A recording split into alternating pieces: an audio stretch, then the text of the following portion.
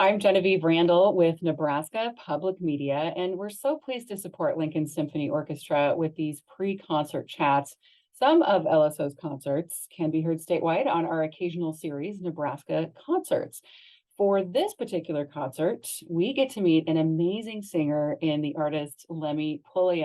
You can read his bio in the program at the concert. Welcome to our pre-concert chat, Lemmy. Thank you for having me. And joining us as well are, not Executive Director Barbara Zackley, she got us started here, Ed Polachek, Music Director, and of course, Conductor with Lincoln Symphony Orchestra. Always good to see you, Ed. It's always so great, and I'm so excited about the opening of this season. Yeah. I have, there's been this kind of crescendo that's been happening we're not out of the pandemic completely yet, but it's obvious that it's lightening up a little bit. And our last three concerts, March, April, and May, there was this wonderful crescendo. I couldn't wait all summer to get back to my orchestra in Lincoln and just start this, because it's not only the opening of our season, but you are right. We have one of the most phenomenal tenor discoveries, you might say, that has come around in many a year. And Lemmy Pulliam, we are so grateful to have you with the orchestra, with our community here in Lincoln, to really just blow the roof off the Lead Center. Well, I'm looking forward to it. It's going to be great. So with that in mind, Ed, first, how did you connect with Lemmy to bring him to this performance? Well, it's no secret that Mark Markham, who has performed with our orchestra several times, a phenomenal pianist. Mark is known also internationally as one of the finest vocal coaches and collaborators. As you know, he worked with Jesse Norman all around the world, toured all around the world, and he came in contact with this incredible tenor that he showed me a YouTube video of, and I flipped. I just thought this was, my gosh, where's this guy been all my life? I've been waiting for it. It just really took my breath away, and we decided at that point to engage Lemmy with our orchestra, and it was a great opener of the season. They're also going to make a weekend out of it, and I know you're going to talk about it later on. I'll bring that up. I'm winking. Okay. Well, Lemmy, I know people can read about your bio in the program, and there's all kinds of accolades and things in there that people put on resumes, but let's get to know you just a little bit beyond those words on the page, right? Did you grow up in a musical household? I wouldn't call it a musical household, but there was music in the household. I grew up, my father was a preacher. So I grew up in church. So I was surrounded by church music growing up, whether it was my father who played his guitar at home. He also played his guitar at church. Probably some of my earliest memories of music, if you want to call it that, are my older siblings who had this ritual of standing in our hallway. And it was almost kind of like a, before its time, the Blue Man Group or Bang or whatever, or Stomp or something like that. They would play rhythms on the wall and sing along with each other. I love it. But I also grew up, my grandmother loved music and would often hear, old gospel records when I would visit her. I was lucky that she lived just down the street from me. So, there I would hear, gospel greats like Shirley Caesar or the Mighty Clouds of Joy, the Southern Airs. And, so those are my first experiences with music. I did have an uncle who was a rather prolific gospel singer in our area. And he was my first introduction to how people could how someone could use music to move people. To see the reaction he would get when he would stand up in a church and begin to sing, and how his voice and the text and just the atmosphere of the room would change. It was just out of curiosity, Lemmy, was he a tenor? I guess you would classify him as a tenor. Yeah, I would probably classify him as a tenor. It's got to be in those genes because that gift, that vocal gift that you have is such a rarity. I mean, a lot of people have beautiful voices, but you have a what I would call a force of nature phenomenon. It's Well, just it must have skipped a generation because my parents are, while they love music, they are not, definitely are not singers. that often happens. Yeah, that Yeah, often. yeah. Yeah. Well, so Lemmy, singers take many different paths when they get exposed to music like that. If music, hooks you, has that effect on you, what was your path then to operatic singing specifically? Like I said, I grew up with gospel music, but like most kids growing up in a religious household, we would sneak and listen to R&B and different things of that nature. But I was also somewhat of a class clown growing up, so I used to do impersonations. Um, Oh, and so it was my impersonations. I met friends and stuff where I would have people surrounding me on the playground as I did really odd impersonations of like Jimmy Stewart and uh, you know uh, Katharine Hepburn and different people. And so I would here I was sixth grade doing these impersonations on the playground, and it was then that my friends I heard them talking about joining choir. So I joined the choir because that's where my friends were going to be. Not that I had any interest in singing. I knew nothing about singing in a choir other than at church. So I joined the choir and began, singing in the baritone bass section, um, because I knew nothing of what was going on. And my teacher assumed that's where I was supposed to be. But it was through the impersonations, Hmm. me doing famously an impersonation of Stevie Wonder, where my teacher realized that I was not a bass or a baritone, but was a tenor. I just didn't know how to really access the upper register, um, and the classical sense. I could do it singing gospel music. I could do it singing R&B, but when it came to classical, middle C was almost too high for me. So that was my introduction, was through the Wow. school choir. I'm hearing three things here. I'm hearing the importance of friends, the importance of teachers, and the importance of serendipity a little bit, because it's Hmm. sort of chance that brought you to us for this program. Looking at the program that you're going to be singing, full of Puccini, which is fabulous and also expected with opera, Yes, yes, right? yes, yes. When it is something like Nessun Dorma, which, fans of opera they have a card, I think they take away from them if they don't listen to Nessun Dorma. Um, it's very just good. become this like signature piece for so many people. How do you approach something like that to make it your own? Well, it's not easy because it has become so well known. Thanks to the three tenors and others who have used it in large concerts. It became pretty much the anthem for the World Cup during the three tenors concerts and whatnot. And so people, even non-opera lovers, sort of have expectations when they hear the opening chords to this aria. So it's always a challenge to try to bring something new to the piece.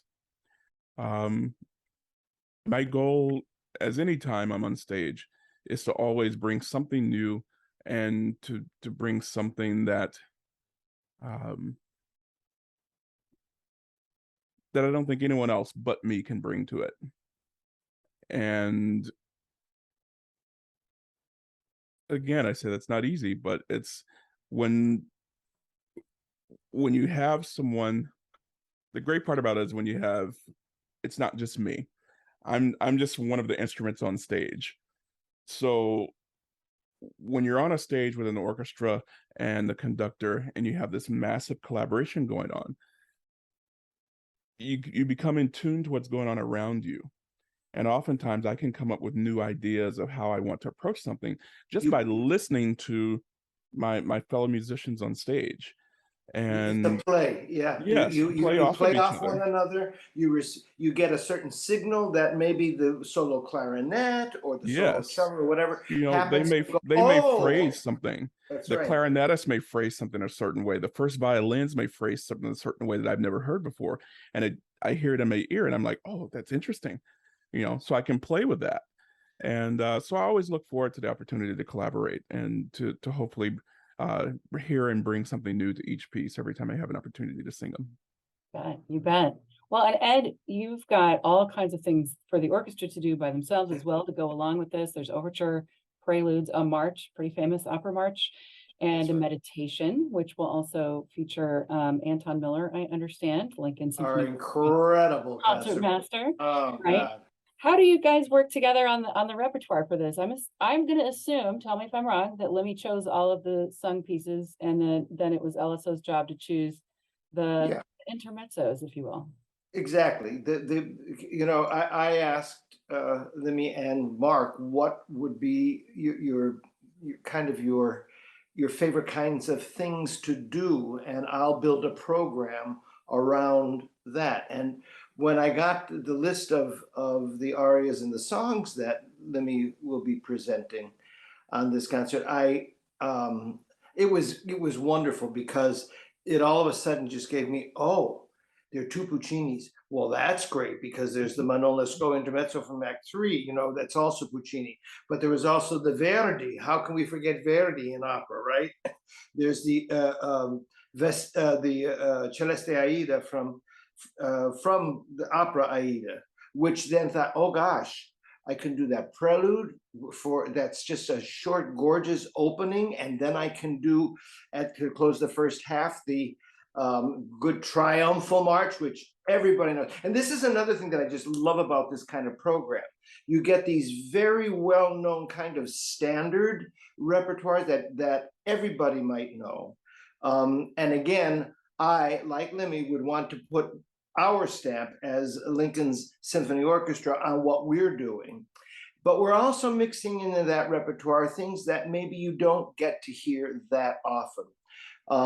I chose 3 overtures, one to open the program, the great Verdi overture, Forza del Destino, then Johann Strauss Jr., the Die Fledermaus overture, which is just so much fun.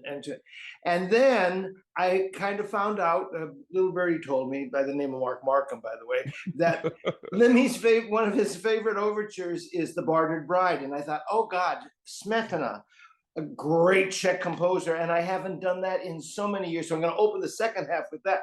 It's a program that leads itself along.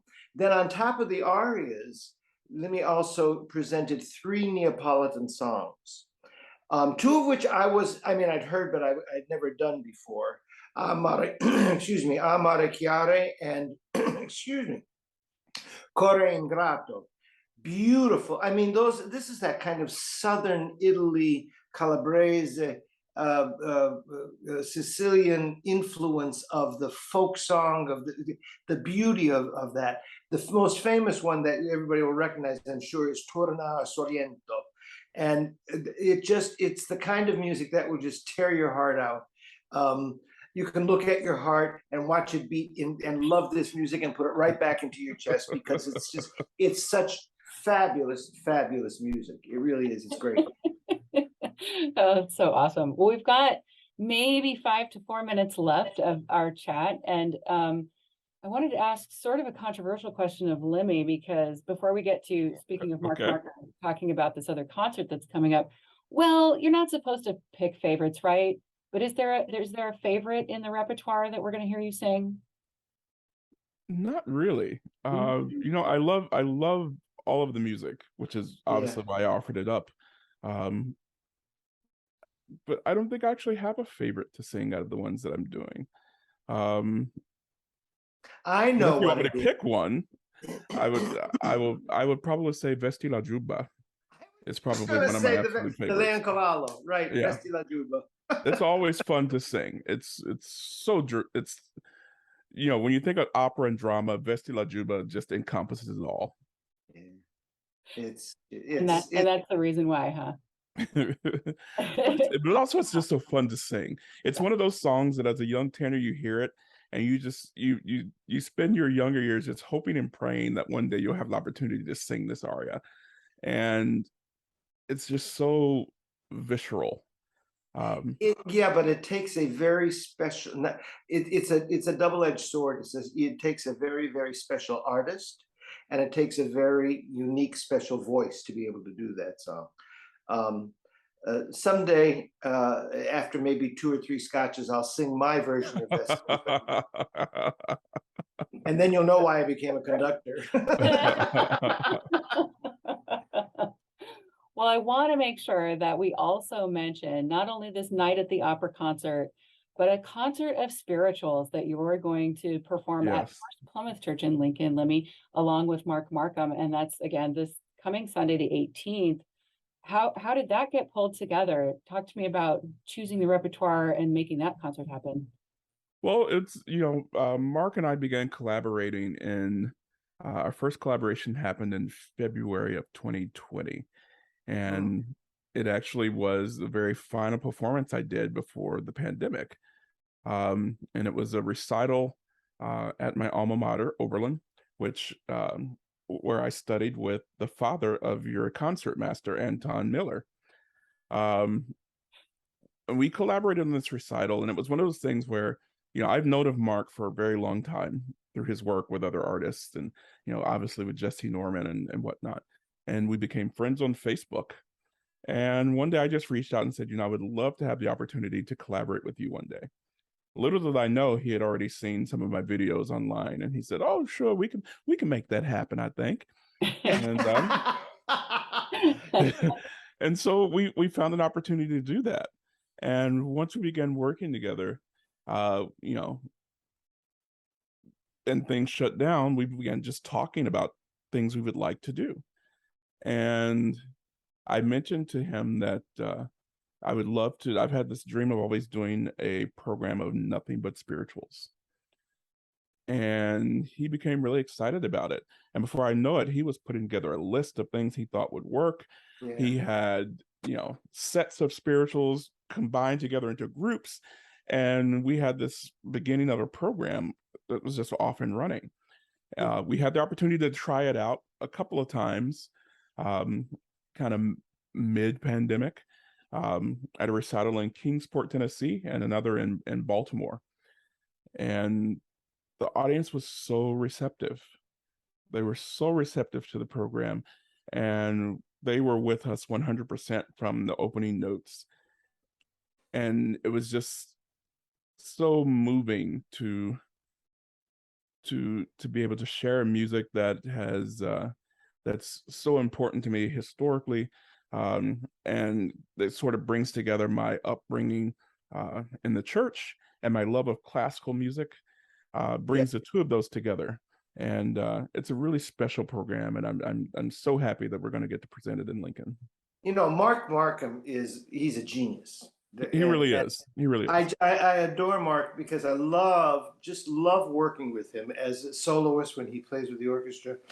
And I've known Mark for a million years. I just think he's one of our great musical treasures in this country, in the world for that matter. And he also has this special connection to folk music, spirituals, jazz, and he's also demonstrated that with our audiences when very often at the end of a concerto that he'll play, he'll just improvise something or put a medley together. And I remember the first time he did it and we were walking off stage, I said, "When did you do that arrangement?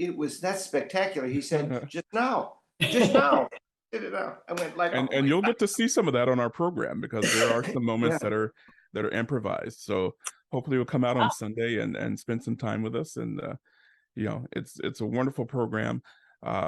You were mentioning Mark being a genius, and it was what really gave me this idea was when I saw him playing the Deep River at Jesse Norman's funeral. Oh, yes. The arrangement that he created for that. And I explained to him, I said, Mark, I sat there and I closed my eyes and I literally could hear Jesse's voice as you were playing. And it was so moving so moving. And we began putting this program together, and the Deep River was on it. And I said, I can't sing this. I can't sing this piece. You have to play it. And so off he went. He went. And things just began to go from there. We thought of other areas where we could throw in some improvisation. Well, I want you to know that I've delayed my trip back to Baltimore. I'm staying for that your recital on Sunday at First Well, Plymouth. hopefully you won't be disappointed. No, I know I will. I'm looking forward to it. I'm looking forward to it because I'll be in the audience and I don't have to worry about anything except enjoy and just listen. I'll be swept away. Let me, in the last like 25 seconds that we have, you want to tease audience with a few other pieces that are going to be on that particular program? Well, I don't want to tease too much, but it's definitely going to be filled with music that will be familiar with people. Whether you grew up in the church or not, whether you are familiar with spirituals or not, there are going to be tunes that you're going to recognize and hopefully connect with in some form or fashion. But it's just going to be a fun musical journey that we hope to take you on. So.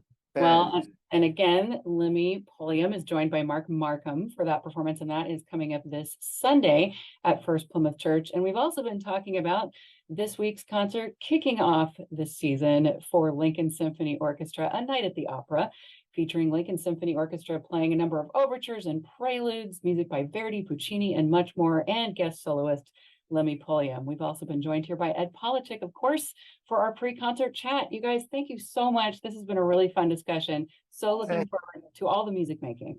Thank you. Thank you so much.